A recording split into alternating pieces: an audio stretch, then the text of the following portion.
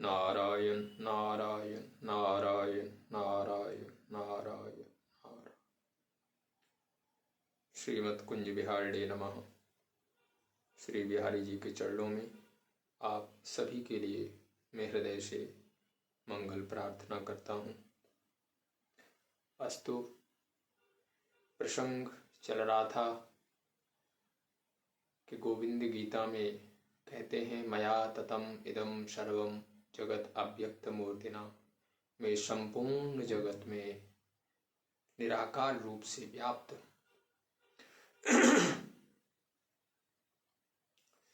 जैसे लकड़ी के अंदर अग्नि है लेकिन हमें वो दिखाई नहीं देती, इसी प्रकार से मैं हर जगह पर मौजूद हूँ परंतु मैं ऐसे दिखता नहीं हूँ।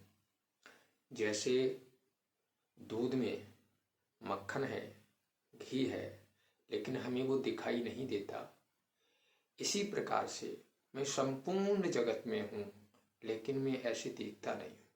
परंतु दूध में जो घी है, मैंने एक दिन पहले भी कहा था कि हम दूध में पूड़ी तलना चाहें तो नहीं तली जाएंगी, लेकिन उसी दूध में से जब घी को हम अलग कर लेंगे फिर हम उसमें से पूड़ी सेक सकते हैं। तो घी दूध में है परंतु वो साधनों से, ये जो इसमें हमने आपको साधन बताए हैं, ये 20 साधन हैं और ये 20 साधन जब किसी भी साधक के जीवन में आ जाते हैं, आप इनको अपने घर में भी थोड़ा देख सकते हैं। अमानित्वम अदम्भित्वम अहिंसा क्षांतिरारवम आचार्योपासनम शौचम स्थैर्यमात्म विनिग्रह इंद्रियार्थेषु वैराग्यम अनहंकार विवच। ये जो इस प्रकार से ये जो इसमें 20 साधन बताए हैं, ये 20 साधन जिसके अंदर होंगे वो इस ईश्वर तत्व को समझ पाएगा, उस ईश्वर तत्व का अनुभव कर पाएगा। और इसमें वैसे तो सभी ही महत्वपूर्ण है, लेकिन उसमें जो विशेष महत्वपूर्ण है वो है मयि चानन्य योगेन भक्ति अव्यभिचारिणी। एक बात मैं आपको आज फिर कह रहा हूं कि यदि कोई भी साधन आपसे नहीं बन रहा है तो एक साधन अपना लो कि आप ईश्वर को समर्पित कर दो, ईश्वर के बन जाओ पूरी तरह से, हृदय से। ऐसा नहीं है कि हमने वाणी से कह दिया कि हम तो आपके हैं। ईश्वर के बनने का मतलब ये होता है कि बस अब जो कुछ भी होगा, जैसे एक 2 महीने का बच्चा, ध्यान देना, जैसे 2 महीने का बालक माँ के ऊपर पूरी तरह से आधारित है। यदि वो चारपाई से, बेड से नीचे भी गिर जाता है तो वो अपने आप उठ नहीं सकता, उसको माँ ही उठाएगी आकर के।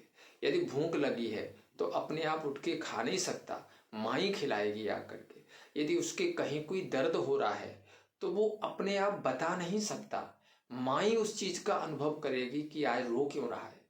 जैसे वो 2 महीने का बच्चा पूरी तरह से माँ के ऊपर समर्पित है, ऐसे ही हम उस परमात्मा के ऊपर समर्पित हो जाएं।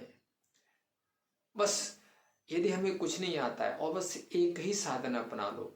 देखो, सभी संतों के अपने अपने अनुभव है। किसी ने किसी ढंग से उसकी अनुभूति की, किसी ने निष्काम कर्म करके अनुभूति की, सेवा करके अनुभूति की, किसी ने जाप करके अनुभूति की। ये रास्ते अलग अलग हैं और सभी रास्ते अच्छे हैं, परंतु जिन महापुरुषों से हमने कुछ सीखा और जो हमें लगा, तो हमें तो ऐसा लगा कि ये सारे साधन होने पर भी एक साधन ऐसा है, यदि वो हमारे जीवन में आ जाए तो निश्चित है ये सारे साधन सही हो जाएंगे। और वो है, हे नाथ मैं आपका हूं, हे नाथ अहम तवास्मि। बस दिन में जब भी कभी मौका मिले, या तुम सचमुच में परमार्थ के जिज्ञासु हो, तुम जगत से निकलना चाहते हो लेकिन निकल नहीं पा रहे हो, सचमुच में निकल नहीं पा रहे हो, तो निश्चित है कि आप वहीं जहां हो वहीं बैठ करके प्रार्थना करो, हे नाथ अहम तवास्मि, हे नाथ मैं आपका हूँ। और ऐसा हमने कहीं सुना है, किसी ग्रंथ में ऐसा लिखा है कि जो व्यक्ति, नारायण कहते हैं कि जो व्यक्ति एक बार बोल देता है हे नाथ मैं आपकी शरण में हूं, मैं उसे निर्भय बना देता हूं, मैं उसमें अभय कर देता हूं। इसलिए सबसे बड़ा साधन है मयि चानन्य योगेन भक्ति अव्यभिचारिणी। भगवान ने अपने श्रीमुख से कहा मयि, मेरे में, वो किसी और की नहीं कर रहे, कृष्ण कह रहे हैं मेरे में अनन्य भक्ति है। यानी भगवान का विग्रह अपने घर में रखो और उनकी उपासना करो और धीरे धीरे उनसे ही कहो कि आप कण कण में हो, इस चीज की हमें अनुभूति कराओ, तो निश्चित है वो अवश्य कराएंगे। और देखिए साधनों की हम आपको विशेषता बता रहे हैं कि जैसे दूध में मक्खन है, दूध में घी है, परंतु हम ऐसे उसमें हाथ डाल करके मक्खन नहीं निकाल सकते। उसकी विधि है, दूध को पहले पकाओ पकाने के बाद में उसका दही बनाओ, दही बना करके उसका मंथन करो और मंथन करने के बाद में उसमें से मक्खन निकलेगा और फिर उसको दोबारा आग पर तपाओ। ध्यान देना, जब दोबारा वो आग पर तपता है अब वो घी बन जाता है। अब देखिए वो जो घी उस दूध में से निकल करके आज उसने जो घी का रूप लिया है। अब मैं आपको एक बात यहाँ पर विशेष बताना चाहता हूँ, ध्यान देना। वो जो घी है अब वो एक ऐसी अवस्था में आ गया साधन करते करते कि एक दिन घी और दूध दोनों आपस में मिलते हैं, तो दूध कहता है घी से कि अरे भाई तुम किसी समय तो हमारे ही बीच में थे, लेकिन आज हमसे मिलना ही नहीं चाहते, हमसे बात नहीं करते। तो घी उत्तर देता है कि मित्र मैं क्या करूं, मैं साधना से इस लेवल में आ गया हूं कि यदि मैं मिलना भी चाहूंगा तब भी अब मैं तेरे में मिल नहीं पाऊंगा। आप देखना जब घी बन जाता है, आप घी को दूध में डाल दीजिए, पानी में डाल दीजिए, किसी में डालिए, दूध पानी में मिल जाएगा। लेकिन आप घी को पानी में डालिए चाहे दूध में डालिए, वो मिलेगा नहीं, ऊपर घूमता रहेगा। जैसे ही दूध ठंडा होगा आप उसको फिर हाथ से निकाल लीजिए। ये है साधना। जो हम कह रहे हैं, ये जो साधन है जो इसमें बताए हैं, आप ये जो हमने को थोड़ा थोड़ा सुनाया है, इस पर आप बार बार विचार करें। और जब बार बार विचार करेंगे तो मैंने तो संकेत किए हैं आपको, मैंने कोई इतना विस्तार से नहीं बताया। हम तो आप बार बार जब विचार करेंगे तो आपके मन में अपने आप ही आगे से आगे इसमें से और कुछ बोध होने लग जाएगा। तो साधन इसलिए किए जाते हैं कि साधक की एक ऐसी अवस्था आ जाती है कि धीरे धीरे फिर वो इस दुनिया से अपने आप दुनिया के बीच में रहेगा भी, तब भी दुनिया से एक अलग दिखाई देगा।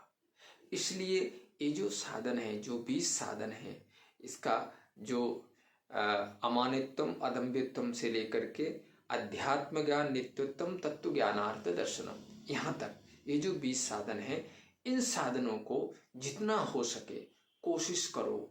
हम थोड़ा थोड़ा, जैसे थोड़ा अकेले रहने की आदत बनाओ, थोड़ा सा मान अपमान में थोड़ी समता बना के रखो। यदि कोई अपमान कर दे तो कोई बात नहीं है, उसको सहने की कोशिश करो। कोई सम्मान करता है उससे बचने की कोशिश करो। ये जो चीजें हैं, ये तुम परमार्थ में चलना चाहते हो तो आपको ये चीजें अपनानी पड़ेंगी। और झूठी प्रशंसा से बचने की कोशिश करो। झूठा सम्मान नहीं चाहिए, झूठी कीर्ति नहीं चाहिए।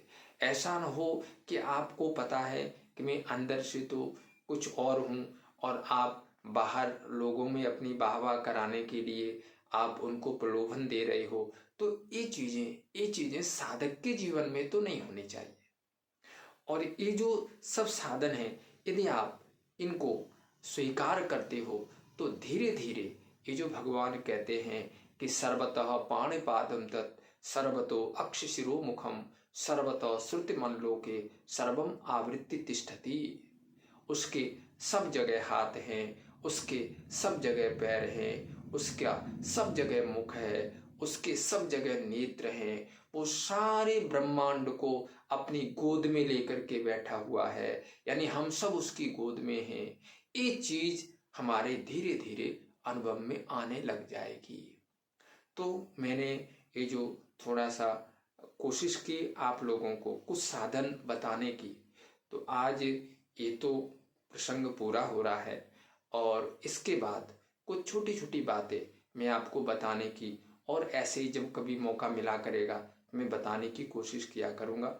लेकिन मैं इस चीज़ को भी थोड़ा जानना चाहता हूँ कि आप लोगों ने, कितने लोगों ने इसको सुना है, ये चीज़ हमें कैसे पता चले, कितने लोगों को ये पसंद आई है। तो उसका मैं यही चाहूँगा कि आप राधे राधे लिख करके डाल दें, जिससे हमें पता चले कि हाँ आप लोगों ने सुना भी है, कि बस ऐसे ही मैं डालता जा रहा हूँ। तो शायद इससे कुछ हमें और भी आगे सुनाने की इच्छा रहेगी, हमें पता चलेगा। इसलिए आप इसके फलस्वरूप में बस जय जय श्री राधे अथवा श्री राधे कुछ लिख करके जरूर डालें, जिससे मुझे संकेत मिले कि हाँ आप लोग सुनते हैं इन बातों को। आज यहीं पर इसको विराम करते हैं। जय जय श्री राधे श्री राधे श्री राधे।